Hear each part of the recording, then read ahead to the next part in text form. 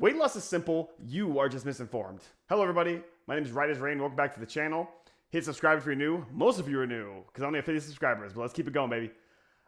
Today, I want to talk about weight loss and how simple the concept is, but how misconstrued it is in general media. If you are on the internet and you see anything relating to weight loss, you will get thrown in your face every diet known to man. Carnivore diet, keto diet. You need to reach ketosis to lose weight. I lost weight only eating vegan. Vegetarian diet. I only eat toes, garbanzo beans, jelly beans. There are so many ways people are trying to sell you on losing weight.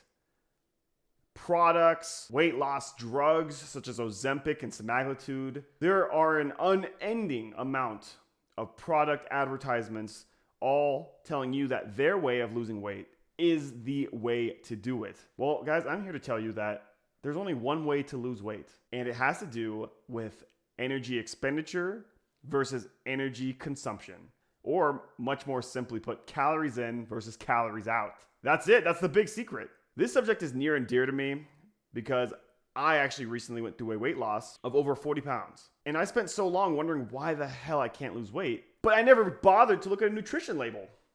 I never bothered to count what I'm eating in a day. I would just eat and think that if I worked out, that would be good. Because for a lot of my life, it felt like that was the way I was doing it. But no, in reality, I was just eating less and working out more. That's it. Now, don't get me wrong. There are nuances to our body. Hormones play a role in many aspects of our body. There are syndromes that people can have that can make certain aspects of losing weight harder. But when it comes to literally taking mass from your body, there's only one way to do it, and that's calories in, calories out. What hormones do, and I see a lot of people online talking about how hormones affect their weight loss. However, they affect your brain chemistry, and with that comes your appetite.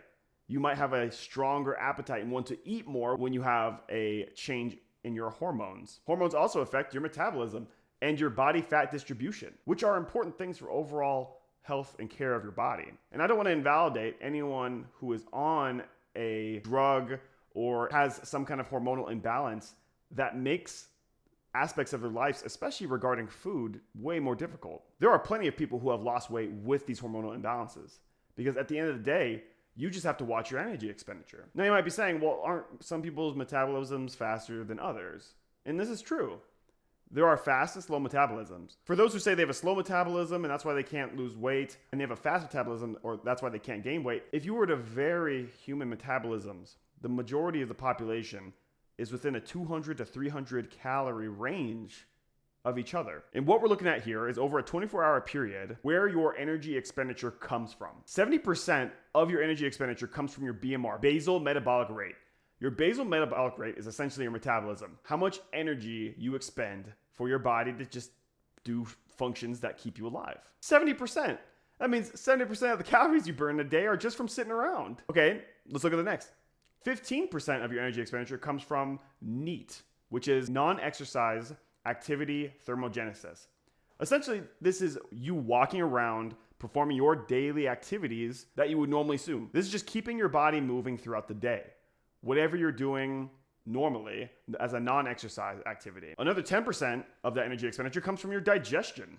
Just digesting your food that you eat requires energy. So then 10% of your daily energy expenditure comes from that. And finally, your exercise only accounts for 5% of your total daily energy expenditure. So most of your daily energy expenditure comes from basic movement and bodily functions that keep you alive. This is why the old adage of you can't outtrain a bad diet comes into play. And don't get me wrong, exercise is incredibly important, especially for maintaining just health in general. But when talking about weight loss, it's all about how many calories you are eating. In order to lose weight, you need to take your total daily energy expenditure that we just saw and just eat less than that.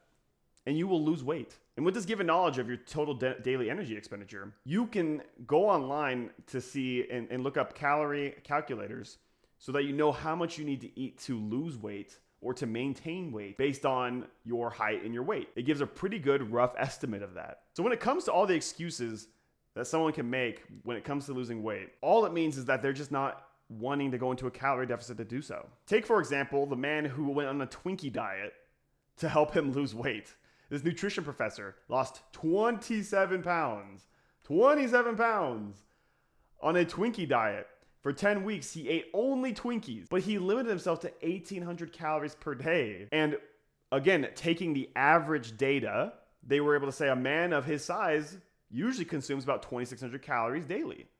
So if his maintenance is 2,600 calories and he's eating 1,800 calories a day, whether it's Twinkies, meat, keto, it doesn't matter. He's going to lose that weight. And that is the point I'm trying to make with this video. All it takes is a nutrition 101 level of understanding of energy expenditure versus calorie intake. And you can figure out why you're not losing weight. And most people just don't want to track their calories. And that's okay. I'm not saying everyone needs to track their calories, especially if they're not on a weight loss goal or a weight loss mission. I just want to get over the hump of how we can go most of our lives without even looking at a nutrition label and determining the calories in our food, and then wonder why we're so overweight in this country. I feel like there needs to be an overhaul in this country in education of the food that we eat, in the calories that we intake, and so that everyone can avoid the misconception and misinformation we see in the media about how to regulate our weight, lose weight, gain weight. It all comes down to that calories in, calories out method. Anyways, that's all I wanted to talk about. Thank you for watching. I'll see you in the next one. Bye.